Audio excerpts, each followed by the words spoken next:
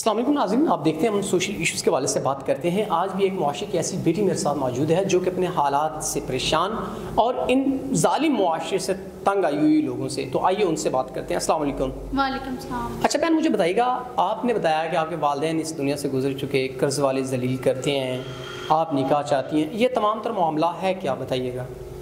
Sir, मेरे वालिदैन वफ़ात पा चुके हैं, रिश्तेदारों ने मेरा जीना हराम कर दिया है। मैं एक हाफ़िज़ कुरान लड़की हूँ, सब पे लाजिम है कि वो हाफ़िज़ कुरान लड़की की इज़्ज़त करे, हाफ़िज़ कुरान वाले की इज़्ज़त करे, क्योंकि कुरान उसके सीने में होता है। कर्ज़ वाले आके नाजायज़ फरमाइशी करते हैं, उसे कि ऐसे इंसान चाहिए जो इसकी इज़्ज़त करे, उसका मुहाफ़िज़ बने, क्योंकि निकाह करना सुन्नत है, निकाह गुनाहों को बचाता है। नाज़रीन, बहन ने बताया कि निकाह सुन्नत है और गुनाहों से बचाता है। कर्ज़ वाले आके ज़लील करते हैं इनको, और ये हाफ़िज़ कुरान है और कहती हैं कि मेरे सीने में अल्लाह ताला की पाक किताब कुरान पाक है और मैं इस्लाम के मुताबिक ज़िंदगी चाहती हूँ। और वो क्या तरीका है? निकाह। ऐसा से पर्सन जो निकाह करे और इज़्ज़त दे, वो ही इनका हकदार है। तो उम्मीद करते हैं ऐसे मुआशरे में जो बुराई हो रही है उसको हम रोकने में इंशाअल्लाह अपना किरदार अदा कर रहे हैं कि हमें गुनाहों से बचना है और निकाह जैसी चीज़ को आम करना है। तो इसी के साथ अपने मेज़बान नवाब अहमद को दें इजाज़त। खुदा हाफिज़।